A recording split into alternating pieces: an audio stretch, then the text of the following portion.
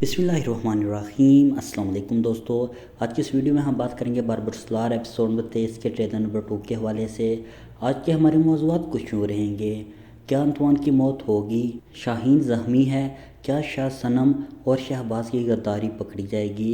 हिजर alias को मसीह पाशा की बात मानने और हथियार और कीमती सामान वाला जहाज़ मार्को के हवाले करने की क्या बड़ी सज़ा देगा?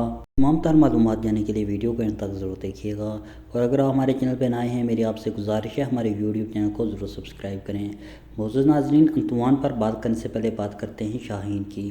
जैसे कि शाहीन ज़ख्मी हालत में है और शाह सनम और शहबाज वहाँ से भाग जाते हैं, क्योंकि शाहीन की मदद के लिए मरियम वहाँ आ जाती है। यहाँ पर मैं आप नाज़रीन को बताता चलूँ, मरियम और शाहीन को शक हो जाएगा कि शाह सनम और शहबाज इस गद्दारी में मुलव्वस हैं, मगर मरियम शाह सनम को पहचान नहीं सकेगी। इसी तरह मरियम आने वाले एपिसोड में हम देखेंगे शाह सनम और शहबाज पर नज़रें रखेगी। इस तरह आने वाले चंद एपिसोड में हम देखेंगे शहबाज की गद्दारी खुलकर सामने आ जाएगी।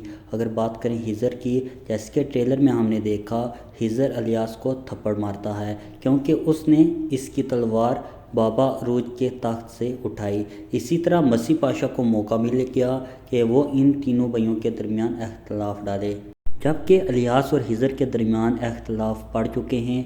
मसीह पाशा इस बात का फ़ायदा उठाएगा और अपने मकासद के लिए अलियास को इस्तेमाल करेगा। और अगर बात करें अंतवान की, जैसे कि ट्रेलर में हमने देखा बाबा अरूज और अंतवान पर हमला होता है। यकीनी तौर पर अंतवान की मौत मुमकिन हो सकती है।